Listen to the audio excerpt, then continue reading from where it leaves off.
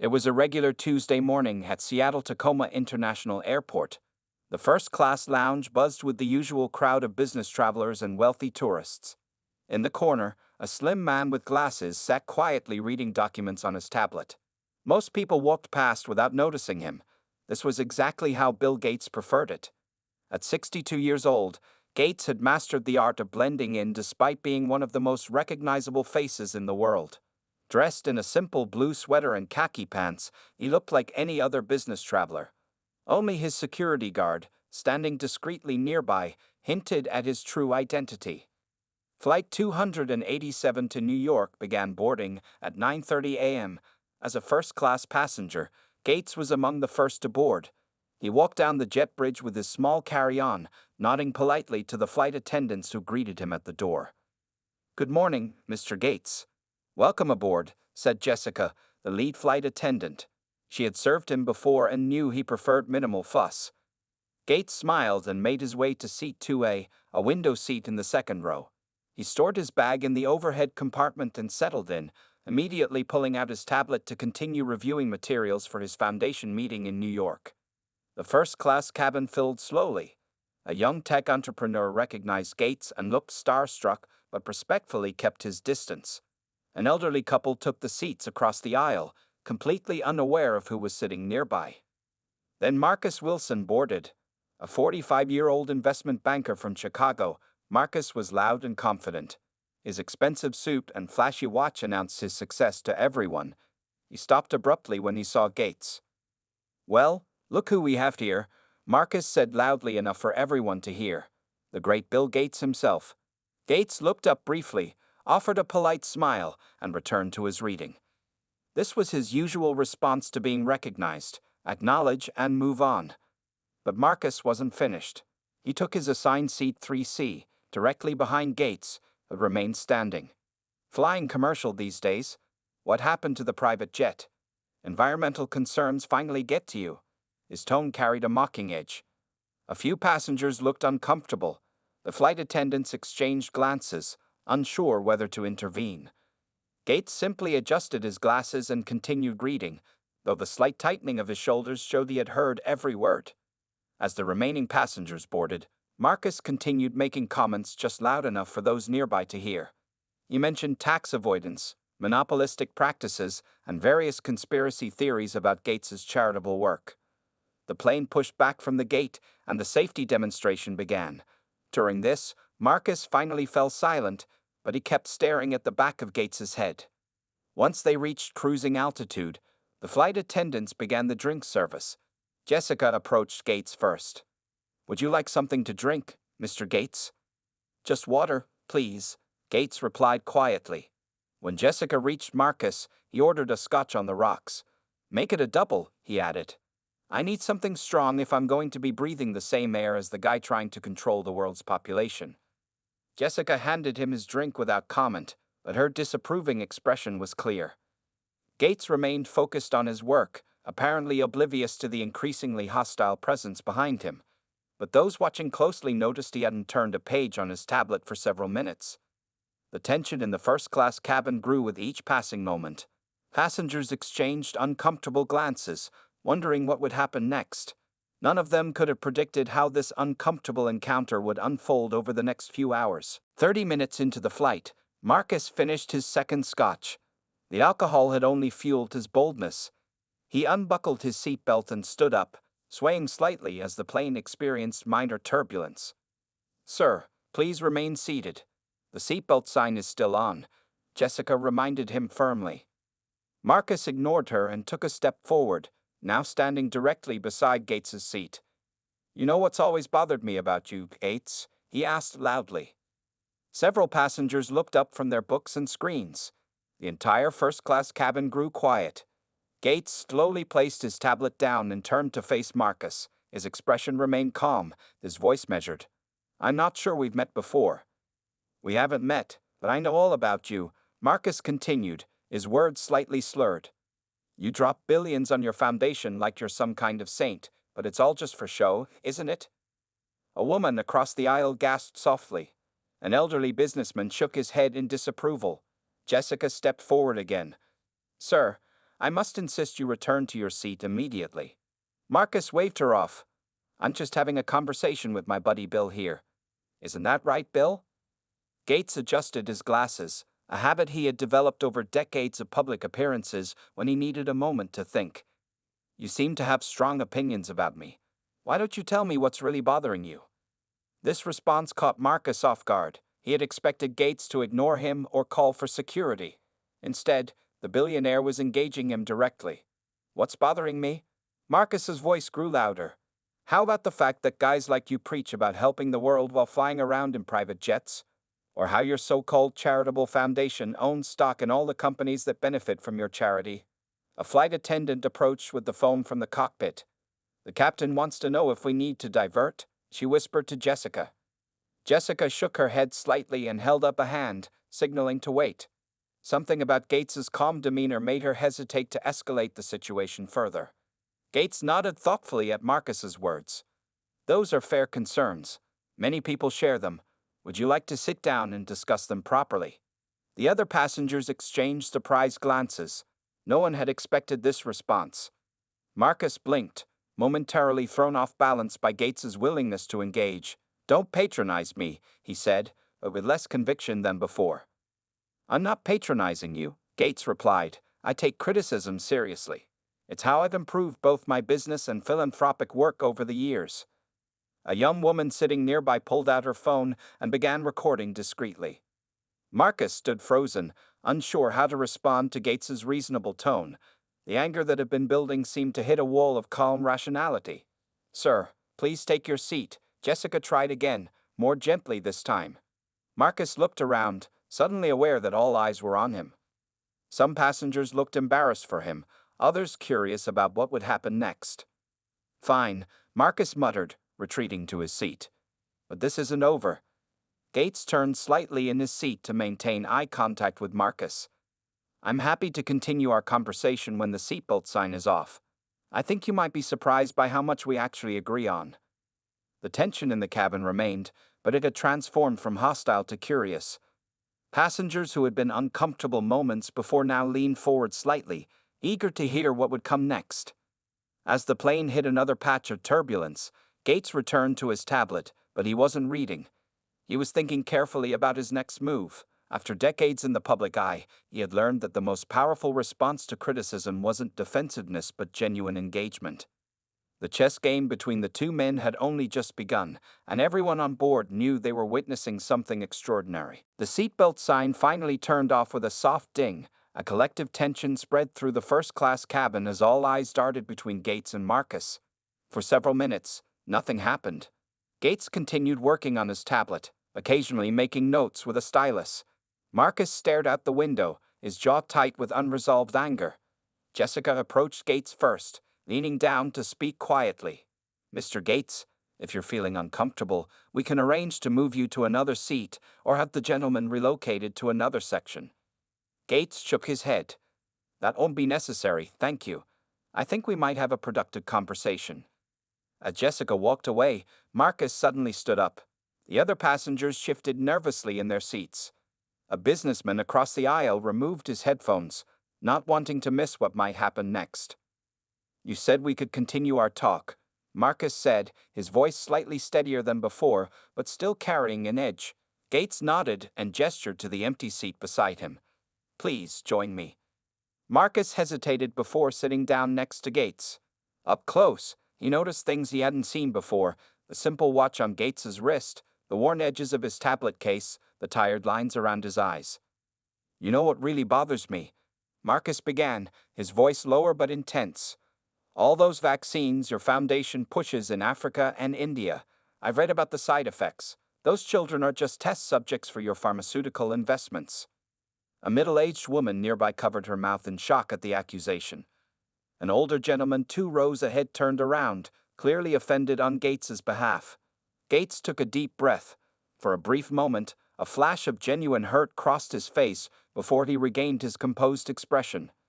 That's a serious allegation, Gates replied. Would you be willing to tell me where you read this information? Marcus pulled out his phone and opened a website. Right here, AlternativeHealthTruth.com. They documented everything. Gates glanced at the site and nodded. May I show you something in return? Without waiting for an answer, Gates opened his tablet and pulled up a document. These are the peer-reviewed studies on the vaccines our foundation has helped distribute. Each one has undergone rigorous safety testing. Marcus scoffed. Studies funded by your own foundation. That's hardly independent verification. Actually, Gates countered, scrolling through the document. Most of these studies were conducted by independent research institutions and universities with no financial ties to us. Their voices had grown louder again. Jessica approached with a warning look. Gentlemen, I'm going to have to ask you to keep your voices down. Gates nodded apologetically, but Marcus wasn't finished. He leaned closer to Gates, his voice now a harsh whisper. My sister's child got sick after receiving one of those fancy new vaccines. The doctors said it was just a coincidence, but I know better. Gates's expression changed immediately. The businessman was gone, replaced by a father who had also known the fear of a child's illness. I'm very sorry to hear that, Gates said softly. Is your niece or nephew okay now? The genuine concern in Gates's voice seemed to catch Marcus off guard. His eyes widened slightly. She recovered. But it was scary. 3 days in the hospital with a high fever. Gates nodded. I can only imagine how frightening that must have been for your family. Another passenger, a doctor from Boston who had been listening intently, leaned forward. Excuse me for interrupting, but I'm a pediatrician. Fevers after vaccinations are actually a sign the immune system is responding properly. It's building protection. Marcus turned, ready to lash out at this new voice, but Gates gently redirected him. What's your niece's name? Gates asked. The simple question seemed to deflate some of Marcus's anger. Emma, he said quietly, she's 7 now. And she's healthy? Gates asked. Marcus nodded slowly. Yeah, she's fine. Smart kid. Too smart, sometimes. For the first time, a small smile appeared on both men's faces, the universal recognition of a child's precociousness. The cabin remained silent as the other passengers watched this unexpected turn in the conversation. What had started as a hostile confrontation was shifting into something altogether different. The flight attendants began preparing the lunch service, moving efficiently through the cabin. The smell of warm bread and grilled chicken filled the air. Jessica approached Gates and Marcus with a concerned expression. Will you gentlemen be dining together, or would you prefer to return to your assigned seats, sir? She asked Marcus. Before Marcus could answer, Gates spoke. If it's not against regulations, I'd appreciate it if Mr. He paused, realizing he didn't know Marcus's name. Wilson. Marcus Wilson, Marcus supplied, somewhat surprised at being asked. If Mr. Wilson could stay for lunch, we're having an important conversation. Jessica nodded. That's fine, Mr. Gates. What would you both like to eat today? We have grilled chicken with roasted vegetables or beef tenderloin with mashed potatoes. They both ordered the chicken, and Jessica moved on. An uncomfortable silence settled between them as they waited for their food. Gates closed his tablet and turned to face Marcus directly. I'd like to show you something, if you're willing to see it. Marcus hesitated, then nodded cautiously. Gates reached into his carry-on bag and pulled out a worn leather folder. From it, he removed a photograph of a young boy, maybe 5 years old, lying in a hospital bed. The child was painfully thin, his eyes large in his small face. This is Mateo. I met him in a rural clinic in Nicaragua 7 years ago, Gates explained. He was suffering from rotavirus, a preventable disease with the right vaccine. Marcus stared at the photo, his expression softening slightly. I sat with his mother for 2 hours while the doctors worked to rehydrate him, Gates continued, his voice quieter now. He survived, but many don't. That's why I do what I do. Marcus looked up from the photo to Gates's face. For the first time, he saw not the billionaire tech mogul or the controversial philanthropist, but simply a man affected by suffering he had witnessed. Did you follow up? Do you know what happened to him? Marcus asked. Gates nodded, pulling out another photo. This one showed a healthy-looking boy holding a soccer ball, smiling broadly. This is Mateo last year. His village now has a vaccination program and clean water. He wants to be a doctor. Jessica returned with their meals, setting them down carefully before discreetly moving away. Marcus picked at his food thoughtfully. My brother-in-law lost his job during COVID.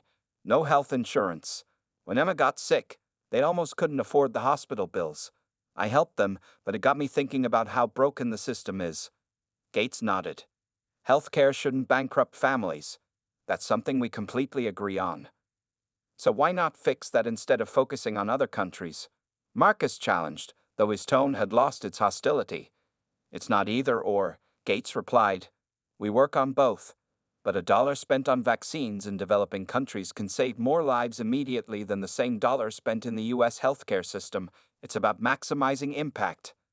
A light of understanding flickered in Marcus's eyes. Like investment portfolio diversification, high-impact allocations versus long-term structural investments. Gates smiled, recognizing the language of finance. Exactly. You're in investment banking? 15 years at Morgan Stanley, Marcus confirmed. As they continued eating, the conversation shifted to the practicalities of global health funding. Marcus asked increasingly thoughtful questions. Gates answered honestly, acknowledging limitations and failures along with successes. Other passengers watched in amazement as the hostile confrontation transformed into what looked like a business meeting between colleagues. The foundation isn't perfect, Gates admitted. We've made mistakes, but we learn from them. Our goal has always been to solve problems that markets and governments aren't addressing adequately. Marcus set down his fork.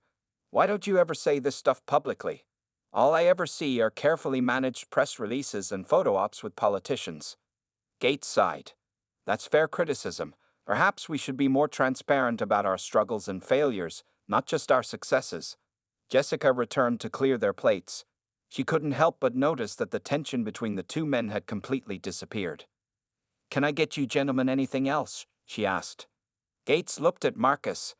Would you like to see some of our current projects? I have presentations on my tablet that never make it to the press conferences. Marcus nodded, genuinely interested now. I'd like that. The other passengers exchanged glances of disbelief. The man who had been hurling insults an hour earlier was now leaning in to look at Gates's tablet, asking questions and nodding thoughtfully at the answers. As the plane cruised at 38,000 feet somewhere over the Midwest, Bill Gates and Marcus Wilson sat side by side, deeply engrossed in conversation. Gates's tablet displayed colorful graphs showing vaccination rates in different countries. See this spike here? Gates pointed to a sharp upward trend on the screen. This represents a 78% decrease in childhood mortality in this region of Ethiopia over just 5 years. Marcus leaned closer, his initial skepticism now replaced with genuine curiosity. What caused the drop before your intervention here? He asked, pointing to a smaller improvement that predated the Foundation's work. Gates nodded approvingly at the observation. Good catch. That was a local government initiative that worked well but ran out of funding. We learned from their approach and scaled it up. The other passengers in first class had mostly returned to their own activities, though many still stole occasional glances at the unexpected partnership that had formed. The young woman who had been recording earlier had long since put away her phone, now simply listening to the conversation. You know, Marcus said, lowering his voice, I lost my father to pancreatic cancer 3 years ago. From diagnosis to death was just 8 weeks. Gates's expression softened. I'm sorry to hear that. Pancreatic cancer is particularly devastating because it's often detected too late. The doctors said even with all the money in the world, the outcome would have been the same. Marcus continued. That's what really got to me. All this technology, all these advances, and some things still can't be fixed. Gates nodded thoughtfully. My mother died of breast cancer when I was 39. Even with all the resources at my disposal, I couldn't change that outcome. It was a humbling experience. A moment of shared understanding passed between them. Jessica approached with the coffee service, noticing the shift in atmosphere. Would either of you care for coffee or tea? She asked. Both men requested coffee, and as Jessica poured, she heard Gates ask, What would you do if you were in my position, Marcus? If you had my resources and wanted to make the biggest positive impact possible? Marcus didn't answer immediately. He stirred cream into his coffee, considering the question seriously. I'd probably focus more on transparency, he finally said. Show people the failures alongside the successes. The public only sees the polished version of philanthropy, which breeds suspicion. Gates took a sip of his coffee. That's valuable feedback. What else? I create more partnerships with local businesses in the areas you work in, not just governments and NGOs, Marcus suggested. When I was in Kenya for a banking conference, I saw how foreign aid sometimes undermines local entrepreneurs. The businessman across the aisle, who had been pretending not to listen, couldn't contain himself any longer. "Excuse me," he interjected. "I run a medical supply company that works in East Africa, and that's exactly the problem we see. International aid undercuts local manufacturers." Gates turned to the man with interest. "I'd like to hear more about that. We're actually revising our procurement policies right now." Just like that, the conversation expanded. A doctor sitting 2 rows ahead joined in with observations from her volunteer work in rural India. An engineer added insights about water purification projects he worked on in Bangladesh. First class had transformed into an impromptu think tank, with Gates taking notes on his tablet as various passengers contributed perspectives from their own expertise. Marcus watched with growing amazement as Gates listened attentively to each person, asking clarifying questions and noting down suggestions without defensiveness. "You actually care what ordinary people think," Marcus observed during a lull in the conversation. Gates looked surprised. "Of course. The best ideas can come from anywhere. Some of our most successful programs started with suggestions from people working on the ground." Jessica returned with more coffee. "I've never seen anything like this in 15 years of flying," she whispered to another flight attendant. The most remarkable transformation was in Marcus himself. The angry, confrontational man who had boarded the plane was gone. In his place was a thoughtful, engaged individual whose critical perspective was now channeled into constructive suggestions. "Maybe we should exchange contact information," Gates suggested as the conversation wound down. "The foundation could benefit from your perspective, especially on financial sustainability." Marcus looked genuinely surprised. "You're serious? You want my input?" "Absolutely," Gates replied, handing Marcus his business card. "Critical voices help us improve. We need more people asking hard questions, not fewer." As the plane began its initial descent toward New York, Marcus stared at the business card in his hand. The simple white card with Bill Gates's personal contact information seemed to represent a turning point in his life. The cabin lights dimmed slightly as the sun began to set outside, casting a golden glow through the windows. "There's something I haven't told you," Marcus said quietly, turning the card over in his fingers. "Something that explains why I was so angry when I saw you." Gates set his tablet aside, giving Marcus his full attention. The other passengers who had been part of the earlier conversation sensed the shift in tone and respectfully returned to their own activities, giving the two men privacy. "My daughter, Lily," Marcus began, his voice catching slightly. "She was diagnosed with a rare autoimmune disease when she was 4. It's called primary immunodeficiency disorder." Gates's expression changed immediately. "PID," he said, recognizing the condition. "That's a difficult diagnosis." Marcus looked surprised. "You know about it?" "The Foundation has a research grant program for rare immunological disorders," Gates explained.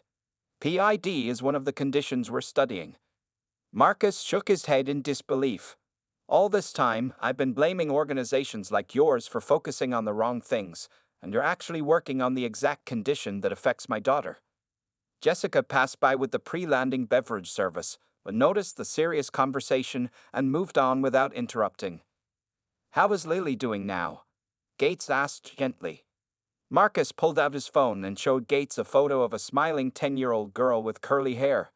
"She's amazing, tougher than anyone I know, but her life is different from other kids. Monthly immunoglobulin treatments, constant vigilance against infections." Gates studied the photo. "She has your smile," he observed. "Her mother's," Marcus corrected with a sad smile. "My ex-wife. We divorced 2 years after Lily's diagnosis. The stress was too much for our marriage." Gates nodded understandingly. Medical crises put enormous pressure on families. "That's why I was so angry about vaccines," Marcus admitted. "Lily had a severe reaction to a routine vaccine before we knew about her condition. It sent her to the ICU for 3 days. The doctors explained later that her immune system couldn't handle even weakened viruses properly." "That must have been terrifying," Gates said. "It was the worst 3 days of my life," Marcus confirmed. "After that, I fell down an internet rabbit hole reading about vaccine injuries. I knew Lily's case was rare and specific to her condition, but fear isn't rational. The plane hit a patch of turbulence, causing the seatbelt sign to illuminate. Both men fastened their belts without interrupting their conversation. I understand now why this is so personal for you, Gates said. When something hurts our children, we look for someone to blame. Marcus nodded, a look of shame crossing his face. I directed all that fear and anger at you and your foundation without really understanding what you do. I'm embarrassed by how I behaved earlier. Don't be, Gates said sincerely. Your concern for your daughter is completely understandable. Marcus took a deep breath. The irony is that Lily benefits from medical research funded by foundations like yours. Her doctor just enrolled her in a clinical trial for a new treatment that might reduce her dependency on immunoglobulin therapy. Gates leaned forward with interest. Which research center is running the trial? Boston Children's Hospital, Marcus replied. Gates smiled. We provide partial funding for that trial. It's showing promising results in the early phases. Marcus stared at Gates in disbelief. Are you serious? Gates nodded. I can put you in touch with our program officer who oversees that grant. She might have additional information that could help Lily. For a moment, Marcus couldn't speak. The man he had verbally attacked hours earlier was now offering to help his daughter. The realization of how wrong he had been hit him with full force. I don't know what to say, Marcus finally managed. Thank you doesn't seem adequate. Gates waved away the thanks. We're both just trying to create a better world for our children. We're on the same side, Marcus. As the plane began its final approach to JFK Airport, the other passengers couldn't help but notice that Marcus Wilson's eyes were shining with unshed tears, and Bill Gates had a hand on his shoulder in a gesture of support. The plane touched down at JFK Airport with a gentle bump. As the aircraft taxied toward the terminal, passengers began collecting their belongings, but Marcus and Gates remained deep in conversation. Here's what I'm thinking, Gates said, pulling out his phone. I'm meeting with our research team tomorrow at the Foundation's New York office. Would you be able to join us for an hour? I'd like you to share Lily's story directly with our immunology specialists. Marcus stared at Gates in disbelief. You want me at a Foundation meeting? After how I behaved? Especially because of how our interaction started, Gates replied. Your perspective is valuable precisely because you approached our work with skepticism. Plus, as Lily's father, you understand the real-world impact of PID better than any researcher. Jessica announced that passengers could now unfasten their seatbelts and prepare to disembark. The cabin filled with the sounds of overhead compartments opening and people gathering their belongings. I was supposed to meet with potential investors tomorrow morning, Marcus said hesitantly.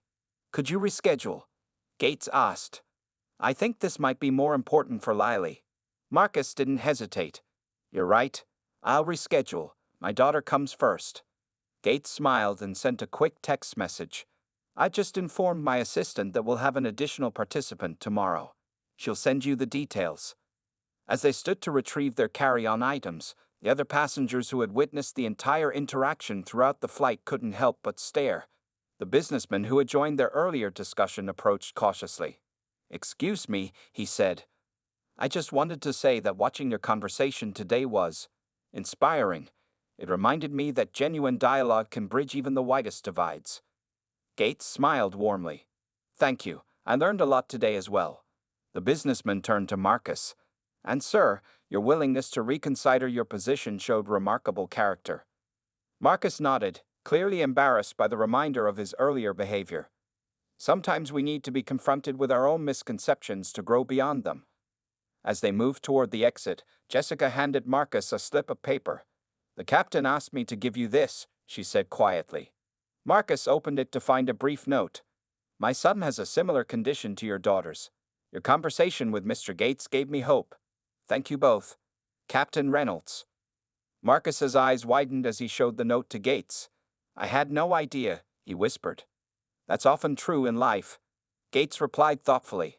We rarely know the invisible battles others are fighting or how our actions might affect them. They walked together through the jet bridge, continuing their conversation about the next day's meeting. Passengers behind them whispered to each other, some taking photos discreetly. At the terminal, Gates's security detail waited at a respectful distance. When they approached, Gates introduced Marcus. "This is Mr. Wilson. They'll be joining us at tomorrow's foundation meeting. Please add him to the security clearance list."